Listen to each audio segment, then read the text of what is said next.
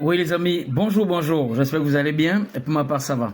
Voilà, est-ce que vous saviez que l'Afrique, continent africain, est plus grand que la Chine, que les États-Unis et l'Europe réunis? Mais ces gens nous font croire que nous faisons trop d'enfants, alors que nous avons encore suffisamment d'espace pour faire par famille même 30 enfants.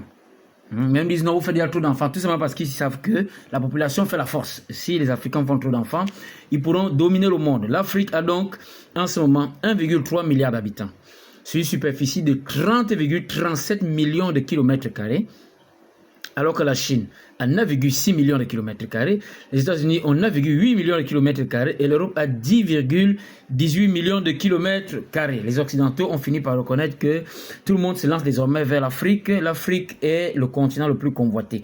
Mais les Africains se considèrent comme de petites demoiselles qui ont frotté le rouge à lèvres, qui tournent sur place, jouant les belles, attendant que les prédateurs viennent les dévorer. Les Africains ne veulent pas véritablement se battre pour leur souveraineté. Les Africains ne veulent pas, quand ils essaient même de se battre, ils se trompent de combat et se trompent d'adversaire. Voilà, on va d'abord écouter un extrait de documentaire des Occidentaux eux-mêmes.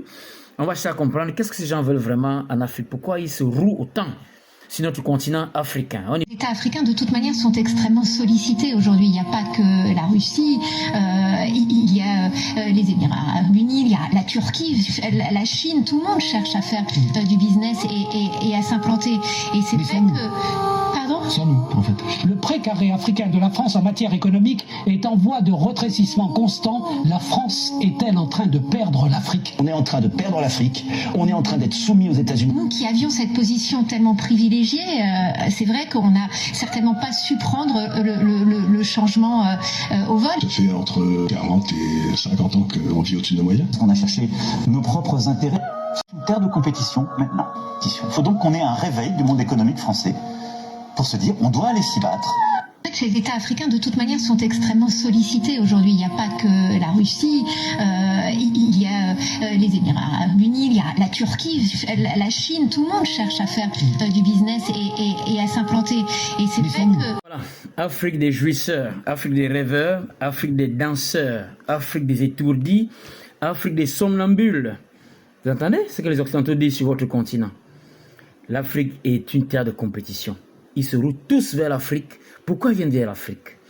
Ça nous rappelle un peu ce que disait l'homme politique français qu'on appelait Jules Ferry, quand il expliquait pourquoi la France est lancée à la colonisation. Qu'est-ce qu'il avait dit?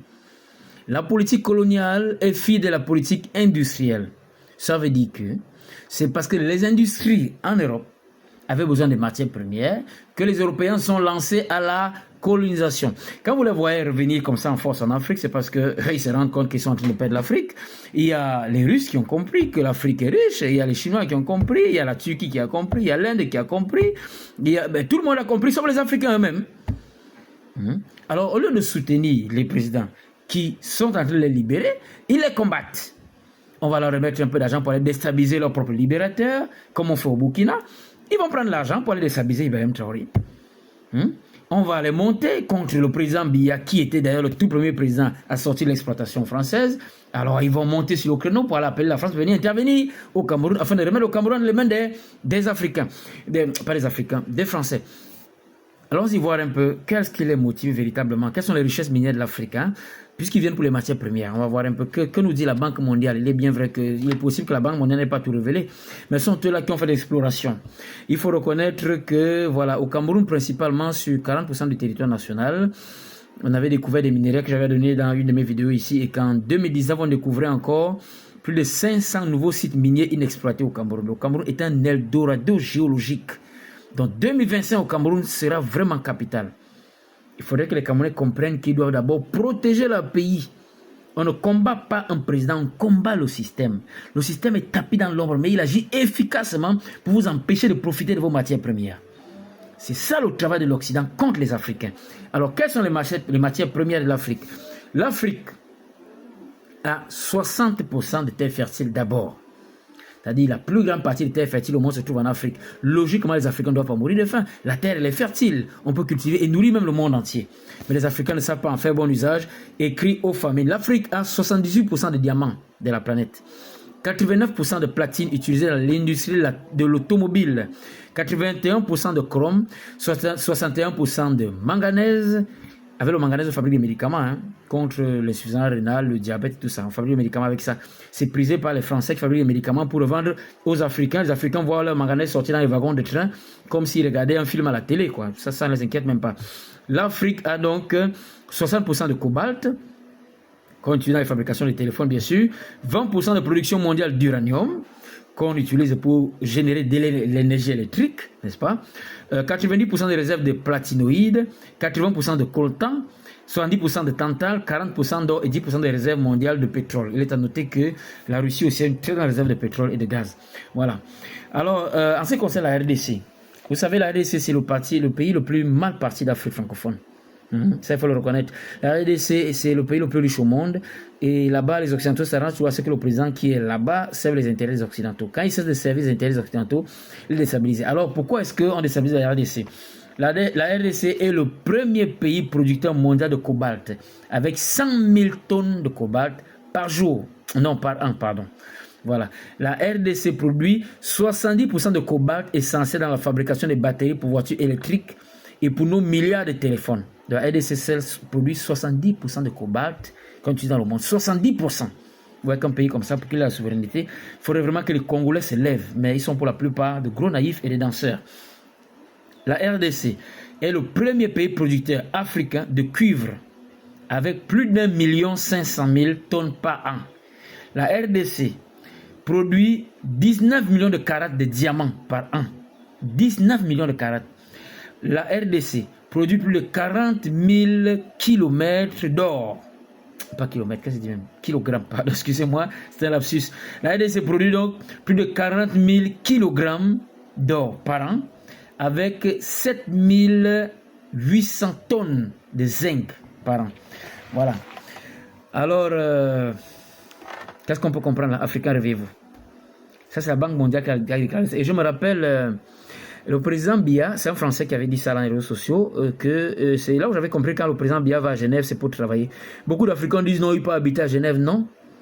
Je vais vous expliquer quelque chose. Il y a des hommes qui ne peuvent pas arriver directement au palais de l'unité au Cameroun parce que c'est trop médiatisé. Le Cameroun, par moment, quand il veut faire certains contrats, pour que les ennemis du Cameroun ne soient pas au courant, il va faire ça hors du territoire camerounais. Vous allez vous dire que le président Biya est à Genève, il se repose. Non. Il travaille sur des contrats que l'État camerounais doit faire avec certains pays qui sont peut-être les ennemis du Cameroun.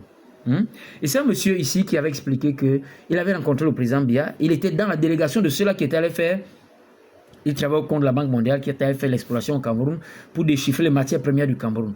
Alors il a déclaré au président Biya qu'il y a certaines matières premières qu'on n'avait pas déclarées à l'État camerounais. Alors ce monsieur disait que le président Biya restait silencieux. Plus de 5 minutes sans parler. Le président Biya a compris que même les experts de la Banque mondiale ne déclarent pas tout. Ça, c'est ce qu'ils vous ont déclaré. Mais l'Afrique est plus riche que ça.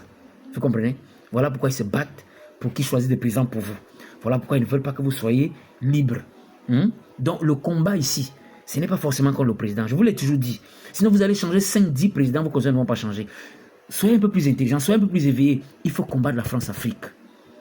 La France-Afrique a comme pour soutien les États-Unis. Ce sont des pays impérialistes qui brandissent le flambeau de la démocratie, vous faisant croire qu'ils sont des pays démocratiques. Ils vous font croire qu'ils sont là pour la démocratie. Mais en réalité, l'alternance dans ce qu'on appelle la démocratie, là, c'est une manière d'enlever les chefs d'État révolutionnaires pour placer les chefs d'État pions. Est-ce que vous avez compris ça? Et quand un chef d'État est éveillé, on fait tout pour le déstabiliser. Je ne sais pas s'il faut tout vous dire ici, mais c'est comme ça. Bon, je ne dirai pas plus que ça. Voilà, ceux qui me découvrent donc pour la première fois, je vous attends aussi à ma chaîne YouTube intitulée hyacinthe.fouda.05. Allez vous abonner là-bas, parce que bientôt, très bientôt, on va commencer à faire des lives. Je vais choisir peut-être le lundi pour faire des lives. Il faut qu'on commence à faire des lives pour édifier les gens, parce que le travail est vraiment grand. Il y a trop d'incultes dehors.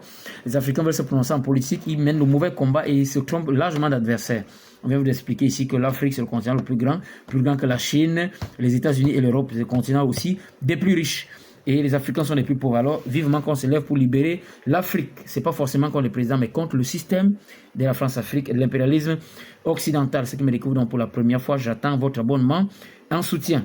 Portez-vous bien. À nous revoir à la prochaine vidéo.